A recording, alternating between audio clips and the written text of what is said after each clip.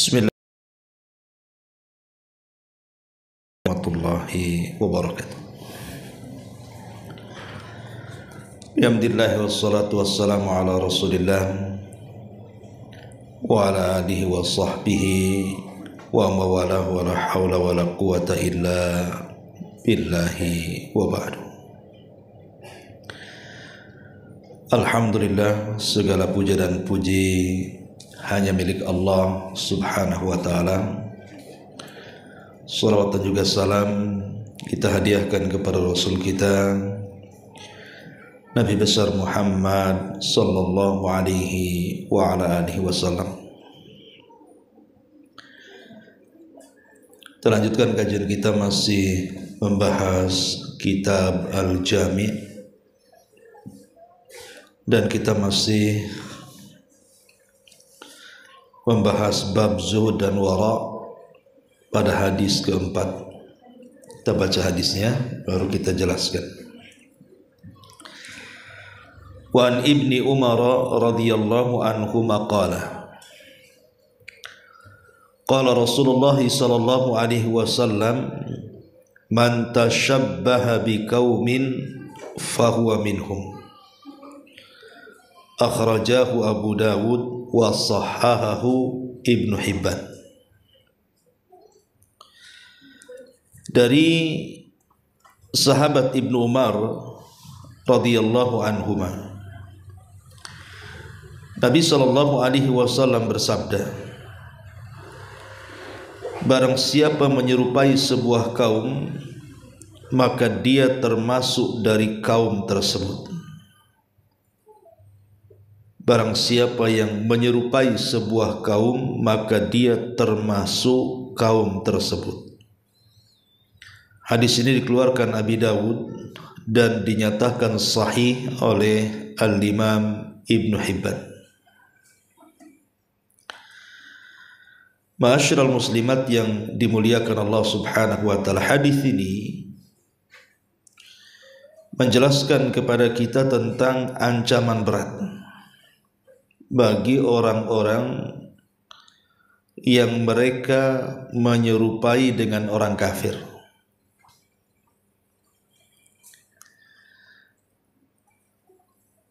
Kenapa demikian? Tentu ada alasannya. Kenapa Nabi sallallahu alaihi wasallam sangat keras? Tidak boleh bagi seorang muslim atau muslimah itu menyerupai orang kafir. Pertama alasannya sebutkan oleh para ulama, karena menyerupai orang kafir itu akan melemahkan Islam. Menyerupai orang kafir itu akan melemahkan Islam. Ini yang pertama. Yang kedua, selain daripada melemahkan Islam, menyerupai orang kafir itu menyelisihi perintah Allah subhanahu wa ta'ala. Karena Allah subhanahu wa ta'ala mengatakan, ya ayyuhalladzina amanu la tattakhidul ladzina ittakhadhu dinakum huzwan wa la'iba minal ladzina utul kitaba min qablikum wal kuffara awliya wattaqullaha in kuntum mu'minin. Wahai orang-orang yang beriman, janganlah kalian mengambil orang-orang yang mengambil agama mereka olok-olokan dan main-main dari kalangan orang-orang yang diberikan kitab sebelum kalian, dan juga orang-orang kufar, orang-orang kafir tidak boleh dijadikan aulia, tempat berloyalitas. Dan bertakwalah kepada Allah jika kalian orang-orang yang beriman. Jadi ayat ini, tepatnya surah Al-Maidah ayat 57 ini, menjelaskan kepada kita agar kita menyelisihi mereka, menyelisihi orang-orang kafir. Ketika kita tasyabuh dengan mereka, berarti kita telah menyelisihi perintah Allah Subhanahu wa taala. Ini yang kedua. Kemudian yang ketiga, Al-Quran dengan tegas melarang tidak boleh menanamkan kecintaan kepada orang kafir. Bahkan Al-Quran juga memerintahkan kita untuk menanamkan kebencian kepada mereka. Allah Subhanahu wa taala berfirman dalam surah Al-Maidah ayat 55 sampai 56, Innama waliyukumullahu wa rasuluhu walladzina amanu. Sesungguhnya wali kalian adalah Allah, Rasulnya, dan orang-orang yang beriman. Maknanya, ketika kita disuruh untuk meletakkan loyalitas kepada Allah, kepada Rasul, dan kepada orang-orang yang beriman, berarti mafhum kebalikannya, kita disuruh untuk membenci musuh Allah, musuh Rasul, dan musuh orang-orang yang beriman. Ini yang ketiga. Yang keempat, bahwa Islam sangat menjunjung derajat orang-orang yang beriman. Maka ketika kita tasyabuh dengan orang-orang kafir, berarti kita telah menjatuhkan kaum mukminin. Sementara kita harus mengunggulkan orang Islam di atas orang kafir. Kalau kita tasyabuh dengan orang kafir, secara otomatis berarti kita tidak sedang mengunggulkan orang-orang yang beriman di atas orang kafir. Dan ini sebuah kemunduran dalam Islam. Ini yang keempat. Kemudian yang kelima,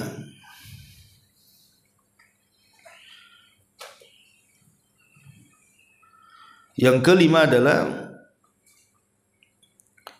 tasyabuh dengan orang kafir itu sama dengan meletakkan loyalitas kita dengan mereka.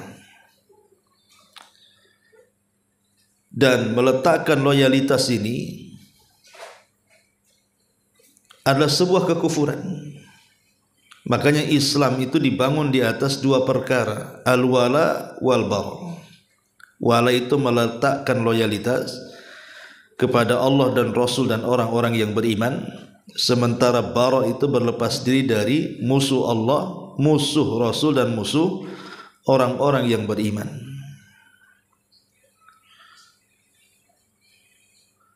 Bahkan terkadang tasyabuh dengan orang kafir itu bisa mengeluarkan orang dari Islam. Bisa saja mengeluarkan orang dari Islam. Lihat tasyabuhnya. Artinya lihat penyerupaannya dengan orang kafir itu sampai tingkat mana. Jadi ada tasyabuh atau penyerupaan dengan orang kafir tertentu itu bisa mengeluarkan dari Islam. Dan Syekh Shalih Fauzan hafizahullah taala pernah ditanya tentang apakah seseorang itu bisa kufur ketika seseorang berwala kepada orang kafir. Maka beliau menjawab bahwa tasyabuh dengan orang kafir itu sama dengan meletakkan loyalitas kepada orang kafir.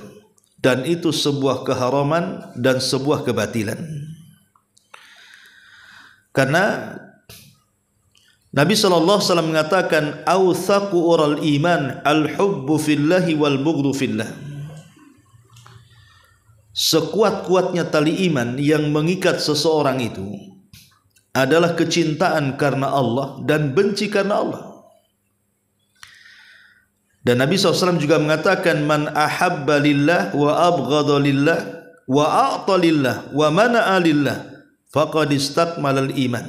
Siapa yang cinta karena Allah, benci karena Allah, memberi karena Allah, mencegah karena Allah, maka telah sempurna imannya.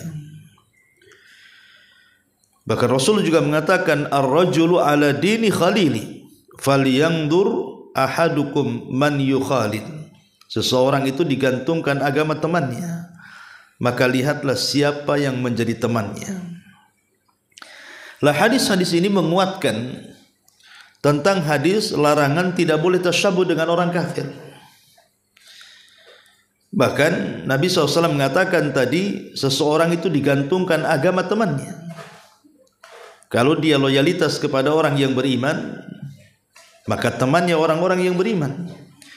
Tapi kalau loyalitasnya diberikan kepada orang kafir, maka temannya orang kafir, dan itu membahayakan. Taib, bentuk-bentuk tasyabuh itu seperti apa? Contoh-contohnya seperti apa? Masyaallah muslimat yang dimuliakan Allah Subhanahu wa taala.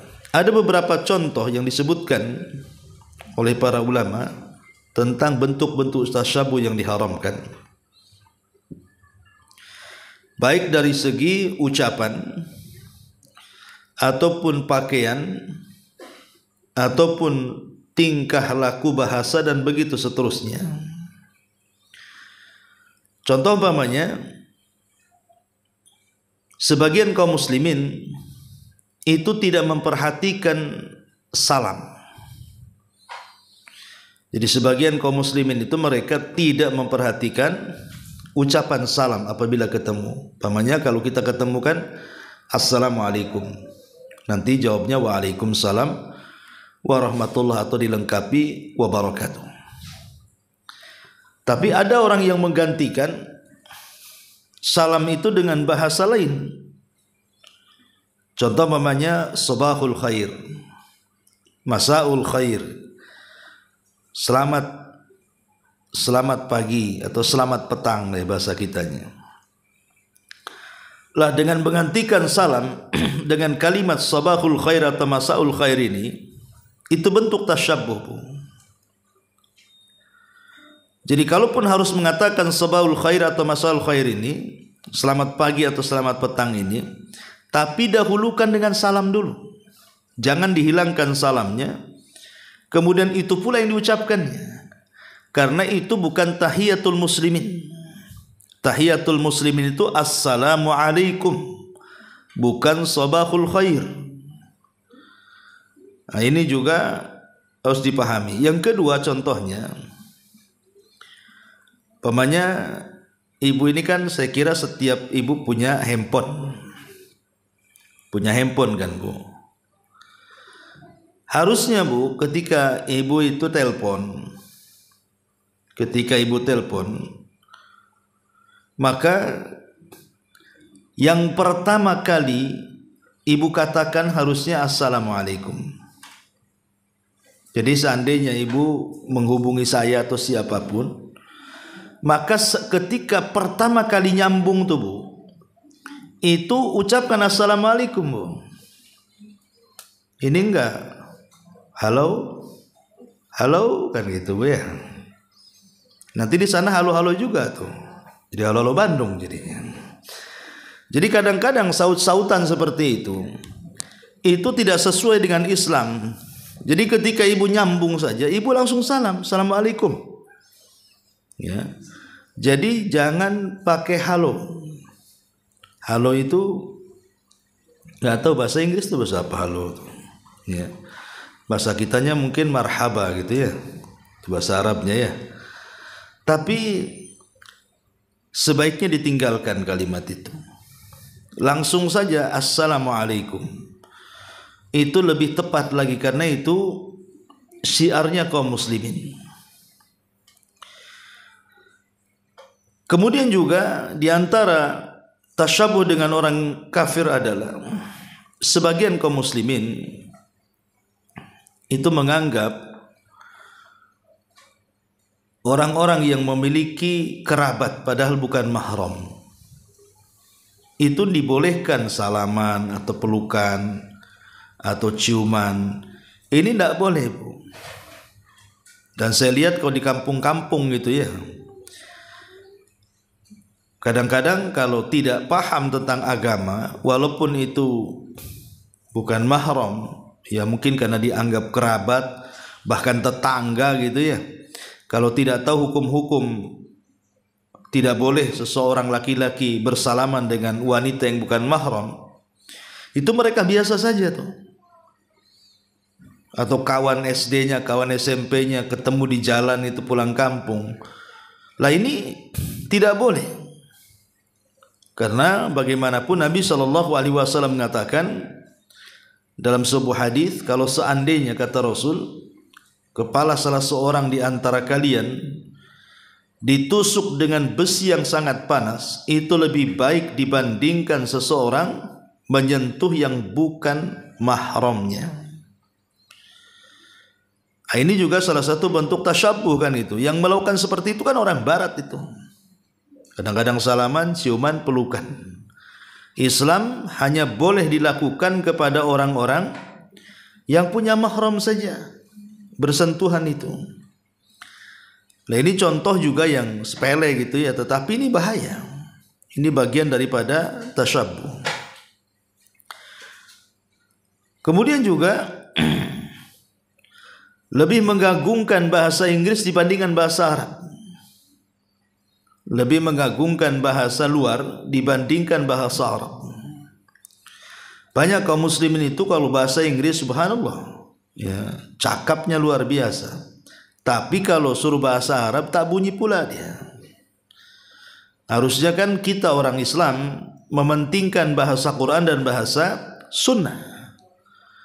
Bahasa Arab itu penting karena dengan itu kita bisa memahami Quran dan Sunnah. Kecuali Nabi itu turun di Inggris, yalah, nah, kita pelajari bahasa Inggris. Atau nabinya turun di Jawa, ya kita pelajari bahasa Jawa. Atau nabinya turun di Lombok, ya kita pelajari bahasa Lombok. Atau di Flores, ya kita bahasa Alor kan itu ya. Tapi kan nabinya di Arab masalahnya. Makanya karena nabinya turun di Arab, ya kita harus belajar bahasa Arab lah. Karena dengan itulah kita bisa memahami Al-Quran dan juga sunnah Nabi sallallahu alaihi wasallam. Masyaallah muslimat yang dimuliakan Allah Azza wa Jalla, atau sebagian kaum muslimin yang sekarang kita lihat ya, ada di antara kaum muslim itu yang sudah mulai membuat tato di badan-badan mereka. Padahal sudah jelas bukan hanya tasyabuh dengan orang kafir, ada larangan. Bahkan wanita-wanita yang sengaja ditato itu selain tidak akan masuk ke dalam sorga, mencium bau sorga pun tidak, kata Rasul. Karena ada tuh wanita-wanita yang bukan hanya ditato, termasuk wanita yang dicukur halis, bulu halisnya dihabiskan, kemudian diganti dengan spidol. Celakanya nggak permanen pula spidolnya tuh Bu.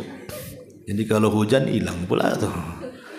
Nah ini kadang-kadang terjadi kan, dan itu banyak itu, entah karena tren, entah apa kita tidak tahu. Tapi yang jelas bahwa ada orang-orang yang kemudian menyalahi kodrat mereka. Jadi selain tasyabuh juga memang masuk pada larangan itu. Tidak boleh itu. Cukur bulu halis, kemudian juga mentato badan.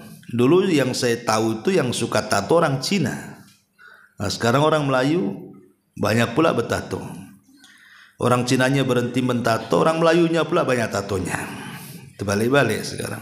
Ya, ini padahal tato itu tasyabuh dengan orang-orang kafir. Selain daripada keharaman, tasyabuh tidak boleh. Ataupun umpamanya sekarang tren kan wanita-wanita yang menyemir rambut mereka. Menyemir rambut ini kalau memang dalam rangka kecantikan untuk ya mungkin kalau sudah punya suami untuk suaminya, ya tidak ada masalah kan begitu. Tetapi kalau kemudian dibuat model seperti modelnya orang-orang fasik ataupun orang-orang kafir gitu ya. Jadi dia menyemir itu karena melihat tren modelnya orang kafir, kemudian ditiru dia, itu tasyabuh, tidak boleh. Haram hukumnya. Jadi itu juga mulai daripada tingkat bahasa, kemudian pakaian, bahkan sampai kepada beberapa keyakinan. Makanya kenapa banyaknya bid'ah di mana-mana, banyaknya kekufuran di mana-mana, itu disebabkan karena tasyabbuh tuh. Coba kita perhatikan beberapa sikap para sahabatnya, biar tahu bahayanya tasyabbuh ini. Pertama, sikap seorang sahabat Nabi sallallahu alaihi wasallam, Mughirah ibn Syu'bah radhiyallahu anhu. Jadi dahulu ada sahabat namanya Mughirah ibn Syu'bah radhiyallahu anhu. Jadi Mughirah ibn Syu'bah ini dia punya paman namanya Urwah ibn Mas'ud al-Thaqafi. Urwah ibn Mas'ud al-Thaqafi ini pamannya. Jadi Mughirah bin Syu'bah ini ponakannya. Pamannya masih kafir, sementara Mughirah ini sudah masuk Islam. Jadi satu hari ketika Nabi SAW singgah di Hudaybiyah, jadi Urwah ibn Syu'bah ini kan menggunakan baju besi dan juga menggunakan helm besi sehingga tidak bisa dikenali. Ketika Nabi SAW kemudian berunding dengan kabilahnya Mughirah bin Syu'bah ini, rupanya yang diutus oleh kabilahnya Mughirah bin Syu'bah ini adalah Urwah ibn Mas'ud al-Thaqafi, dan itu pamannya. Karena memang Mughirah menggunakan helm besi sehingga tidak dikenali. Jadi ketika berbicara dengan Nabi SAW, pamannya Mughirah ini, Urwah ibn Mas'ud al-Thaqafi ini, biasa orang Arab kalau mereka berbahasa basi menunjukkan keakraban, itu biasanya kan memegang janggut. Jadi mengelus janggut orang lah. Jadi kita berbicara saling hadap-hadapan, nanti biasanya untuk menunjukkan keakraban, maka seseorang biasanya menyentuh janggut lawan bicaranya. Lah, Urwah ibn Mas'ud al-Thaqafi ini maksudnya hendak memegang janggut Nabi, mengelus janggut Nabi, menunjukkan keakraban. Tetapi Mughirah bin Syu'bah ini tiba-tiba marah, kemudian memukul tangan pamannya dengan gagang dengan gagang daripada gagang pedang dia, sehingga kesakitan. Kemudian hendak dipegang lagi, ditepis lagi sama gagang pedangnya, sampai akhirnya dia mengatakan, "Ya Muhammad, siapa orang ini? Sungguh keras sekali dia kepadaku." Tapi Nabi SAW hanya tersenyum dan mengatakan, "Kenapa kau tidak mengenali wahai Urwah? Dia adalah keponakan." Mughirah ibn Syu'bah mendengar hal itu, emosi Urwah bin Mas'ud kemudian saling melontarkan kalimat. Tapi dari sini kita lihat bagaimana sikap daripada Mughirah bin Syu'bah ini. Dia tidak senang kepada pamannya karena kekafirannya dan hendak menyakiti, disangkanya hendak menyakiti Nabi SAW, makanya ditepis dengan pedang. Begitulah para sahabat, bencinya dengan orang kafir. Tidak mau siapapun menyentuh Nabi SAW. Karena para sahabat itu betul-betul sangat mencintai Rasul dan sangat membenci orang kafir. Dan itu sikap yang ditunjukkan ini adalah sikap wala, artinya meletakkan loyalitas kepada Rasul. Tapi hari ini tidak. Hari ini justru terbalik gitu ya. Orang sudah mulai meninggalkan ajaran-ajaran Nabi SAW, kemudian mulai berpindah kepada ajaran selain Islam. Jadi luntur perasaan cintanya itu. Ini sebuah contoh. Kemudian contoh yang kedua, kisah Abdullah ibn Ubay ibn Salul. Abdullah ibnu Abdillah ibni Ubayyin ibni Salul. Ini sahabat ini anaknya presiden munafik. Jadi di Madinah itu ada presiden munafik namanya Abdullah ibn Ubay ibn Salul. Itu tokoh munafik Madinah. Jadi ketika terbongkar kemunafikannya setelah perang Tabuk, kemudian turunlah surah At-Taubah membongkar borok-borok mereka, maka Nabi SAW kemudian mengumumkan kepada para sahabat bahwa dia sudah tahu siapa-siapa orang-orang munafik. Lah rupanya salah satu munafik yang diketahui bahkan gembongnya munafik adalah Abdullah ibn Ubay. Maka tiba-tiba tersebarlah isu banyak para sahabat yang menawarkan diri untuk membunuh tokoh munafik ini. Rupanya sebelum sahabat-sahabat lain menangkap dan membunuh tokoh ini, anaknya namanya Abdullah ibn Abdillah ibn Ubay ibn Salul menghadap Rasul dan mengatakan, ya Rasulullah, jangan sampai tugas membunuh bapakku diserahkan kepada siapapun. Serahkan kepadaku. Kalau engkau ingin menginginkan kepalanya, aku yang penggal. Jadi kata Abdullah ibn Abdillah ini mengatakan, ya Rasulullah, jangan sampai tugas membunuh orang itu diserahkan kepada orang lain. Kalau engkau ingin kepalanya, aku yang penggal sebagai anaknya. Sebab kalau seandainya tugas ini diberikan kepada orang lain, maka aku tertanam dendam dengan pembunuh ayahku, sementara kau tahu tidak ada orang yang paling berbuat baik di Madinah kepada bapaknya kecuali aku. Bisa saja tertanam dendam dan aku pun membunuhnya, termasuk penduduk neraka. Jadi Abdullah ibn Abdillah ibn Ubay ini meminta kepada Rasul, kalau memang tugas membunuh itu diserahkan kepada orang, jangan, biar aku saja yang membunuh. Lihat bagaimana loyalitas anak ini kepada Nabi SAW, siap membunuh ayahnya karena ayahnya sangat membenci Nabi. Begitulah dulu kan, walaupun istilahnya itu hubungan ayah dan anak tuh, mereka ingin menunjukkan bahwa kami ini sangat mencintai Nabi dan tidak suka dengan orang kafir.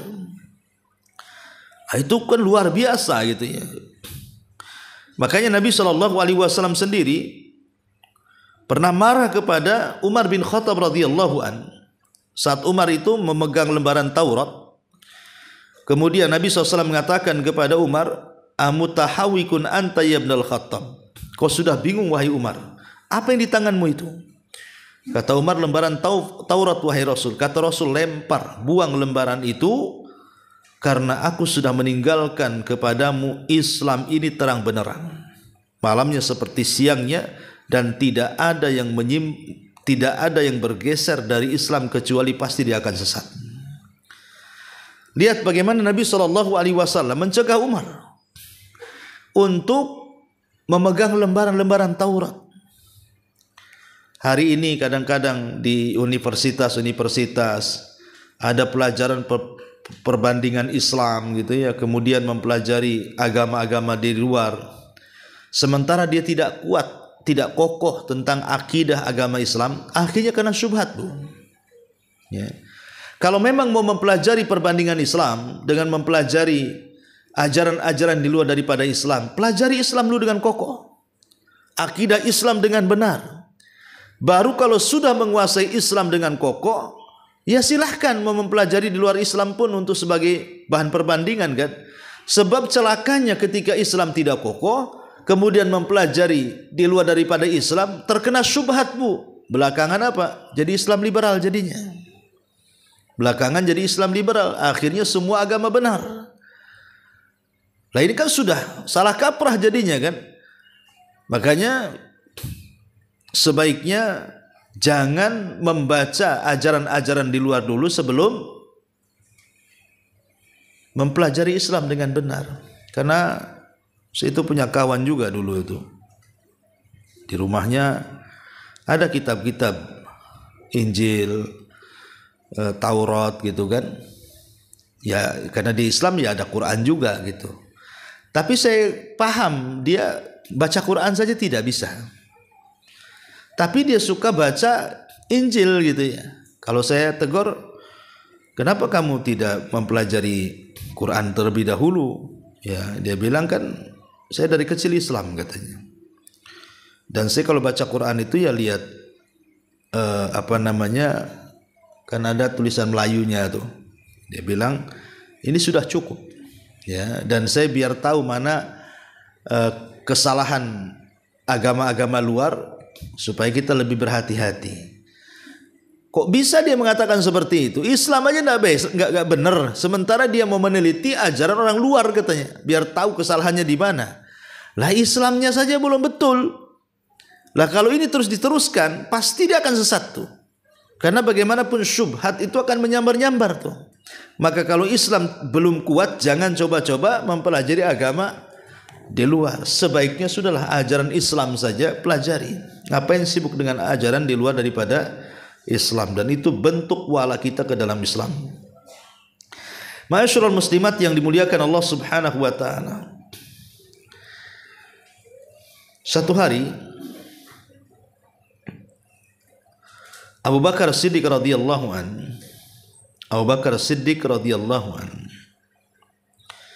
dia memanggil anaknya Abdurrahman. Ketika itu Abdurrahman masih musyrik. Anaknya itu masih musyrik, tapi ayahnya sudah Islam. Dia mengatakan, "Aina mali ya khabith?" Di mana hartaku wahai orang buruk? Lihat, ngomong sama anaknya Abu Bakar, di mana hartaku wahai orang buruk? Faqala Abdurrahman, dia mengatakan kepada ayahnya, ada, tetapi hanya sebegini. Maksudnya sudah hilang, hanya ini sisanya. Ya. Maka akhirnya Abu Bakar emosi, kemudian mencaci anaknya. Lihat bagaimana sikap Abu Bakar Siddiq radhiyallahu anhu kepada anaknya, sangat membenci sekali karena dia memusuhi Rasul. Tapi walaupun belakangan anaknya masuk Islam gitu ya, tetapi sikap Abu Bakar kepada anaknya yang masih kafir itu menandakan bagaimana dia sangat membenci anaknya, siapapun yang membenci Nabi. Pokoknya siapapun yang membenci Nabi pasti dibenci Abu Bakar. Hatta walaupun itu anaknya. Lah dari sini kita tahu bahwa sikap-sikap para sahabat ini menunjukkan tentang bagaimana loyalitas tinggi para sahabat mencintai Allah dan Rasulnya itu di atas segala-galanya. Tapi hari ini kan tidak. Orang-orang yang tasyabuh dengan orang-orang kafir itu, hakikatnya dia telah mencabut loyalitas kepada Allah dan Rasulnya, dan dia tidak suka dengan Islam. Makanya shadaqa Rasulullah sallallahu alaihi wasallam, sungguh benar ucapan Rasul itu, la tattabi'anna sanana man kana qablakum shibran bi shibrin wa dhira'an bi dhira'in hatta law dakhalu juhra dhabbin la dakhaltum. Sungguh kalian akan mengikuti tata cara umat sebelum kalian, sejengkal demi sejengkal, sehasta demi sehasta, sampai kalaupun seandainya mereka masuk ke lubang biawak sekalipun, pasti kalian akan ikut di dalamnya. Pada lubang biawak, padang pasir itu kan berkelok, tapi pasti kalian akan mengikuti dalamnya. Seolah-olah Rasul ingin mengatakan, kalau ada budaya orang kafir, walaupun itu sifatnya menyakitkan, pasti kalian akan ikut. Contoh umpamanya, tadi contohnya kan, mentato. Tato itu kan sakit, Bu. Pakai api kan, di laser itu kan sakit sekali. Kadang-kadang ada beberapa tempat di anggota badan itu dilubangi, itu kan sakit, Bu. Sampai dioperasi ya. Tetapi nggak peduli orang itu, pasti akan ikut di belakangnya. Betul juga banyak orang-orang Islam yang bertato, kadang-kadang melubangi telinganya sampai diletakkan tutup botol aqua kan, Bu. Saya lihat di jalan tuh kan ada yang telinganya itu lubangnya besar sekali, Bu. Itu gimana caranya coba? Apa nggak disakiti itu? Lah ini termasuk juga. Lalu bentuk-bentuk tasyabuh yang lain, contoh umpamanya tarbiyatul kilab, memelihara anjing, Bu. Itu tasyabuh dengan orang kafir. Memelihara anjing itu tasyabuh dengan orang kafir. Apalagi satu hari memelihara anjing itu pahala ibu 1 qiraat akan dikurang tuh. 1 qiraat itu seperti gunung Uhud, yang belum tentu kita dalam sehari mendapatkan pahala sebesar itu, tapi berkurang pahala sebesar itu sudah jelas. Jadi selain daripada memelihara anjing itu tasyabuh dengan orang kafir, setiap hari pahala kita akan dikurangkan. Maka jangan sampai seorang muslim atau muslimah itu memelihara anjing. Tapi kan lucu Ustaz, lebih lucu daripada kucing. Ya. Ngapain juga, walaupun itu bukan untuk lucu-lucuan, Bu. Anjing itu bukan untuk lucu-lucuan. Karena ini Islam sudah ada batasan. Anjing itu najis.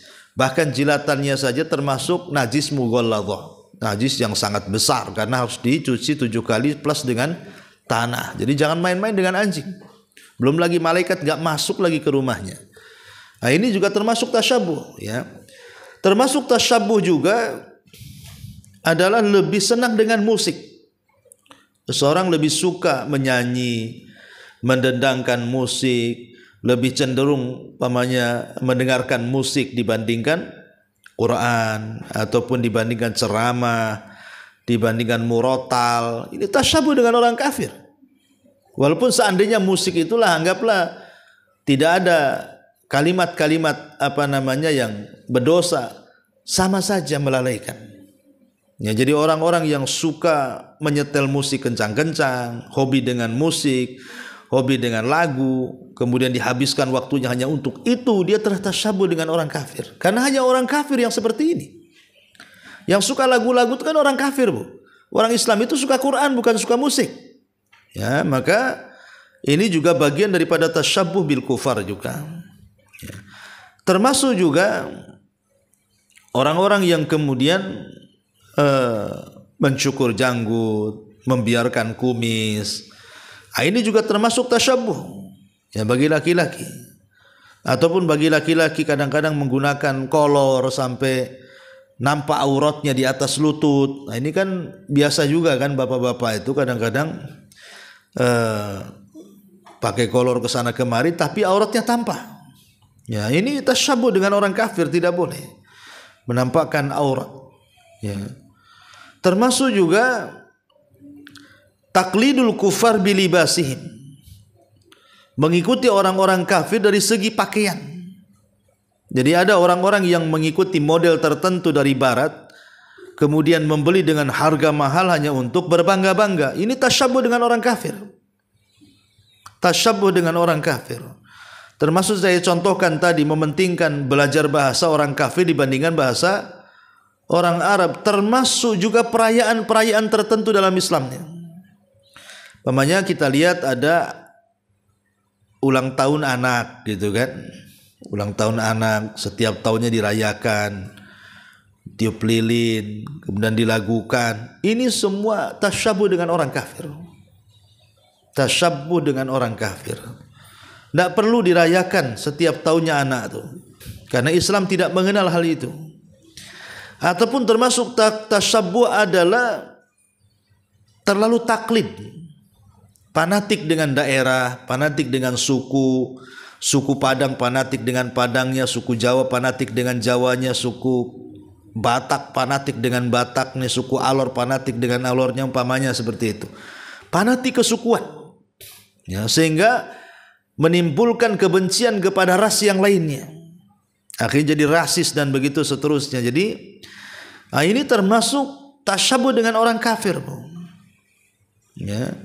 Nah, ini kan banyak bentuk-bentuk tasyabuh itu, kalau mau dibedah itu memang di masyarakat ini sudah menjamur bentuk-bentuk tasyabuh yang dilarang di dalam Al-Quran dan juga sunnah Nabi Sallallahu Alaihi Wasallam. Maka dari ini, bahwa ketika kita berusaha untuk menegakkan Islam, meletakkan loyalitas kepada Allah, Rasul dan juga orang-orang yang beriman, maka inilah bentuk loyalitas yang benar. Maka dari sekarang lindungi anak-anak kita, jangan sampai tasyabuh dengan orang-orang kafir. Wallahu alam, sampai di sini, Bu. Sebelum saya tutup, kita buat tanya jawab saja, silakan.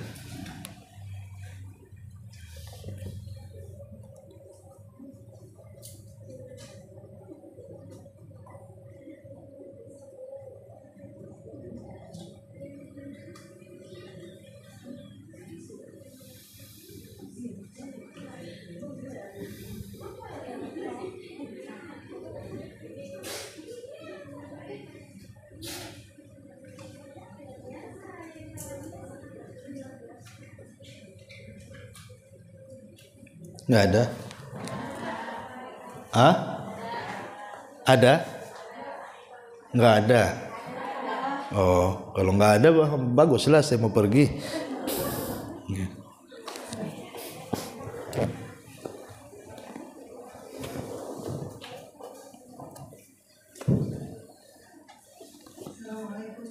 Waalaikumsalam.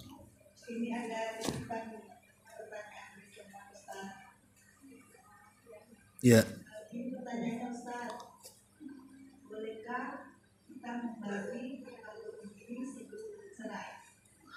Membagi harta, membagi gonogini sebelum bercerai.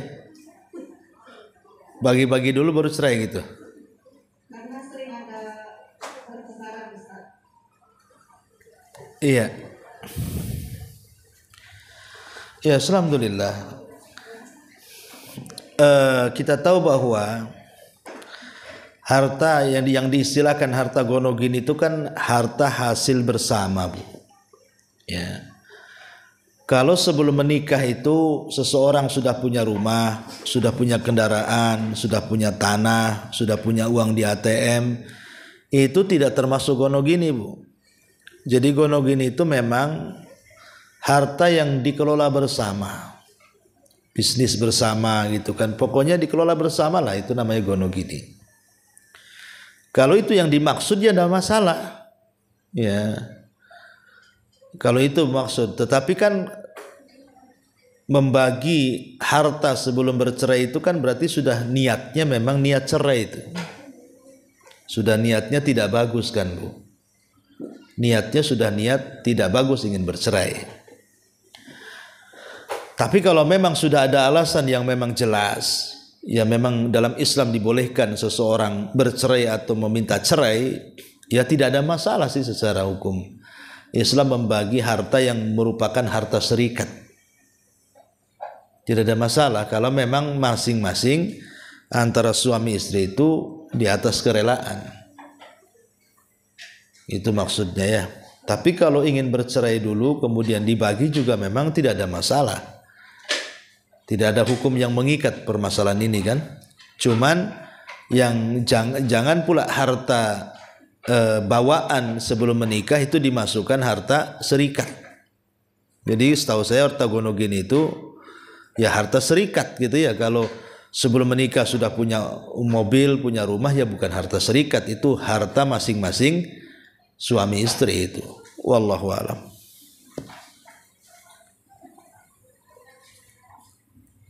Ustaz, ada satu lagi Ustaz. Iya.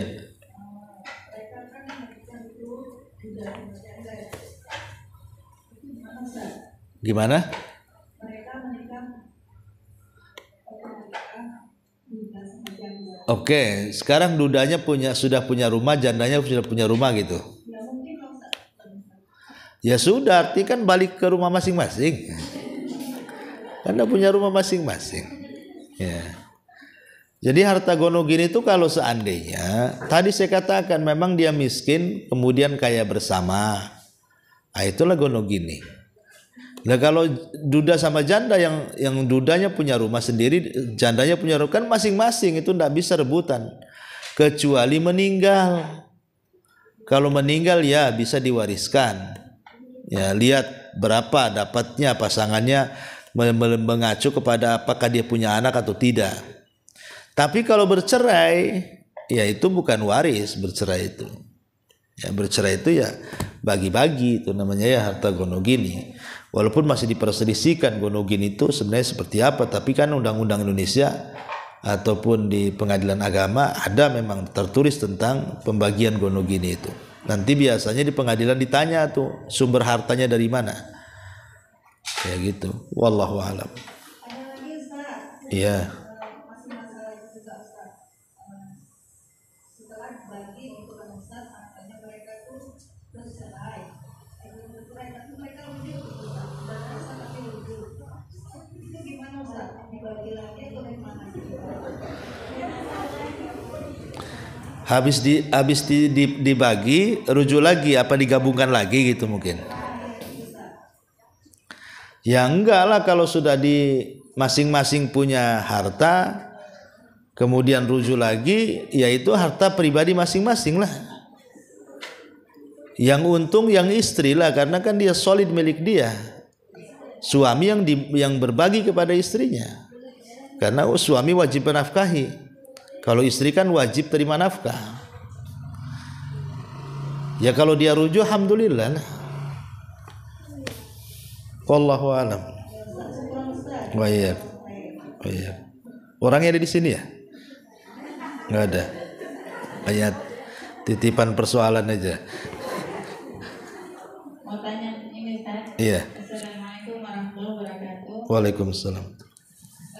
Menyambung yang tadi Ustaz, kan kalau harta sebelum pernikahan itu harta milik, tidak termasuk harta gunung ini. Bagaimana kalau misal sudah menikah, terus misalnya orang tua kita pengen memberi kita gitu Ustaz, itu jadi hak bersama atau bagaimana?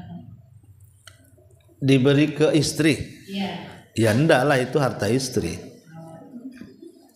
Kalau istri bekerja dapat gaji, itu gaji solid milik istri. Suami nggak berhak mengambil.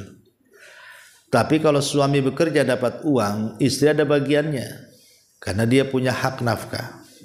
Kecuali istrinya nusuz, ya mungkinlah tidak dapat hak nafkah. Jadi apapun upaya istri itu, maka dia milik dia. Tidak ada terlibat dengan suami. Ya, jadi kalau ibu bekerja dapat uang, ya itu milik ibu, bukan milik suami. Suami itu kecuali pinjam, nah boleh. Atau kalau ibu mau bantu ekonomi suami, ya nggak apa-apa dengan uang ibu, tapi ibu dapat 2 pahala, besar lagi pahalanya. Ya pertama berbakti kepada suami, yang kedua sedekah kepada suami. Kalau mau bantu suami, ya kalau enggak ya nggak apa-apa. Seperti Khadijah itu kan membantu suaminya, membantu Nabi dengan hartanya. Jadi kalau itu pemberian kepada istri bukan untuk keluarga, ya itu solid milik istri, tidak ada urusan suami dalam pemberian itu. Wallahu a'lam. Sedikit lagi Ustaz, kalau misal kita diberi uang belanja sama suami gitu Ustaz, terus kita pandai mengatur, terus ada kelebihan gitu Ustaz, ditabung gitu, terus lama-lama banyak gitu Ustaz, itu jadi milik siapa itu Ustaz?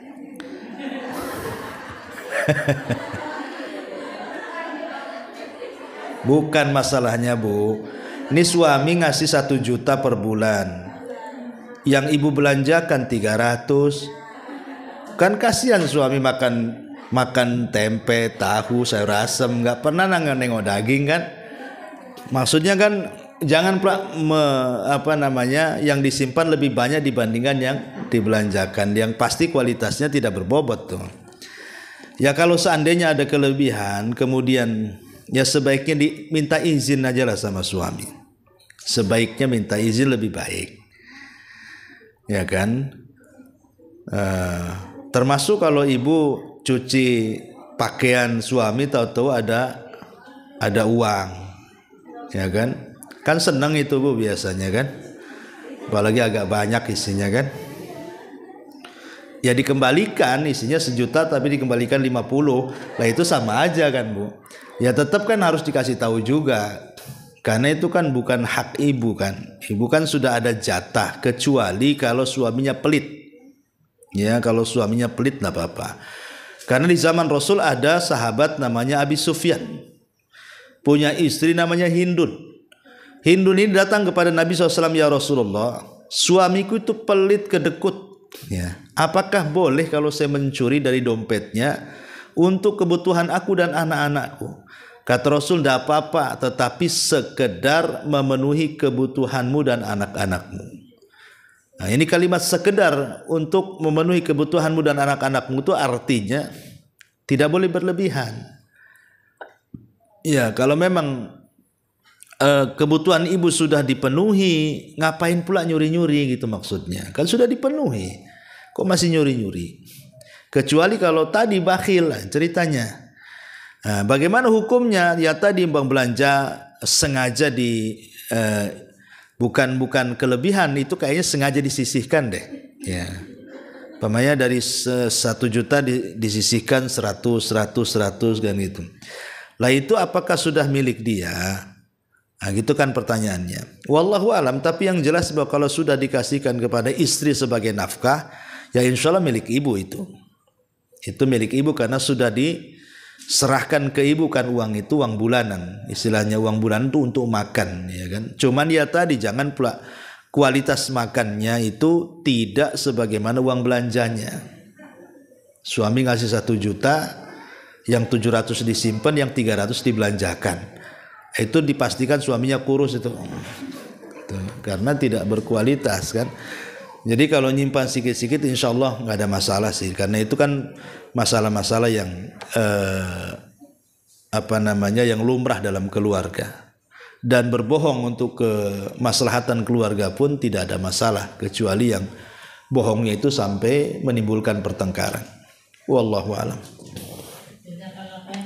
Wa iyyak. Ya. Waalaikumsalam. Bagaimana tentang perjanjian pranikah mengenai harta benda sebelum nikah menurut Islam? Perjanjian pranikah itu berlaku, Bu. Perjanjian pranikah itu berlaku karena Rasul mengatakan al-muslimuna ala syurutihim. Jadi seorang muslim atau muslimah itu dia akan berjalan di atas syarat-syarat yang telah dikemukakan. Jadi perjanjian pranikah itu berlaku. Umpamanya sebelum menikah ada perjanjian soal kamu selama 1 tahun setelah menikah tinggal di rumah orang tuaku. Kemudian nikah, ya harus ikut, kan tidak menyelisih syariat. Kecuali kalau perjanjian itu menyelisih syariat, itu tidak boleh dilakukan walaupun 1000 syarat sekalipun. Jadi kalau tidak menyelisih syariat, perjanjian pranikah itu berlaku terus sampai ada pembatalan di antara kedua belah pihak dengan saling suka dan redha. Wallahu a'lam. Iya, sama-sama. Ustaz, bisa satu lagi Ustaz? Boleh, borong aja, Bu. Ini Ustaz, anak kan, Assalamualaikum Ustaz. Waalaikumsalam. Anak kan punya tetangga orang Muslim Cina gitu Ustaz. Iya. Namanya Abu Jalal kalau nggak salah. Jadi kalau kayak merayakan sesuatu kayak masuk rumah baru atau apa gitu, anak kan pernah dengar itu sembelihan agama selain Yahudi sama Nasrani itu kan haram hukumnya. Iya. Terus anak juga pernah dengar sama ustadz lain gitu kayak pemberiannya juga pun haram juga. Kayak walaupun itu bukan masakan mereka tuh apa gitu, kayak dibeli di luar tapi dibeli ke kita gitu Ustaz. Anak tuh mau nanya, kan sering dibawain sesuatu gitu, makanan entah apa gitu, tapi memang bukan mereka yang masak. Apakah boleh itu Ustaz dimakan? Iya, alhamdulillah. Ya, Bu, urusannya bukan masalah mereka yang masak atau tidak mereka yang masak. Masalahnya bicara masalah niat, Bu. Bicara masalah niatnya untuk apa? Kan itu masalahnya. Kalau niatnya untuk berhala, walaupun yang masak orang Islam juga tidak boleh dimasak atau dimakan. Cuman kan apakah semua makanan itu dilarang? Tidak. Makanan yang dilarang itu menyangkut sembelihan saja. Tapi kalau buah-buahan ya tidak masalah, Bu. Ibu dikasih uang atau ampau atau buah-buahan karena sebuah hari raya non-muslim yang di luar ahli kitab, ya nggak apa-apa, makan saja. Atau dikasih beras gitu ya. Yang nggak boleh itu kalau sembelihan, baik dia yang masak atau orang lain yang masak atau catering yang masak gitu ya, terserah dia. Yang penting judulnya itu untuk berhala mereka, itu tidak boleh. Cuman untuk tidak menyakiti tetangga terima saja, tapi ibu tak usah makan gitu loh, dibuang gitu ya. Tapi terima saja hanya untuk supaya menghargai. Sebab kalau menolak kan nanti gak enak juga. Dan jangan pula dikasihkan tetangga. Ya, ibu terima karena ibu nggak mau makan, dikasih pula sama tetangga. Itu ya tidak boleh juga. Artinya terima saja, sudah buang gitu saja. Ambil yang kira-kira halalnya, ya kerupuk ikan. Tidak, nasinya ya tidak apa-apa. Pemain dipisahkan kuah dengan nasinya ambil, kuahnya aja dibuang. Jadi tidak semua makanan diharamkan, tidak. Hanya berkaitan dengan sembelihan saja. Ya, wallahu a'lam. Wa iyyak. Ya Bu, sampai sini. Mudah-mudahan manfaatnya. Subhanakallahumma bihamdika, asyhadu an la ilaha illa anta astaghfiruka wa atubu ilaik. Allahu ta'ala alam. Assalamualaikum warahmatullahi wabarakatuh. Intinya bahwa tolong berakhlak kepada Allah. Membahas tafsir dari surah Al-Imran. Lahirlah Imam Muslim, Abi Dawud, Tirmidzi, Ibnu Hibban. Jadi ketika Yunus alaihi salatu wassalam terkena undian itu,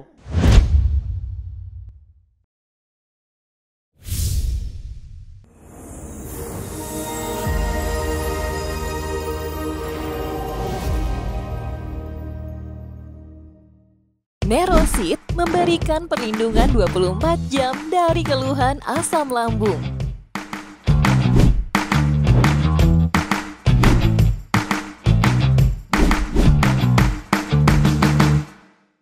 Nerosit memberikan perlindungan 24 jam dari keluhan asam lambung.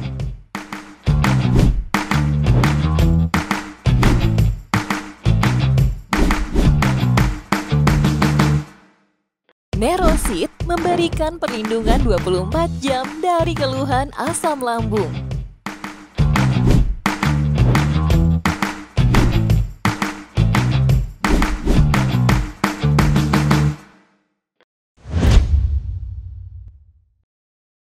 intinya bahwa tolong berakhlak kepada Allah. Membahas tafsir dari surah Al-Imran.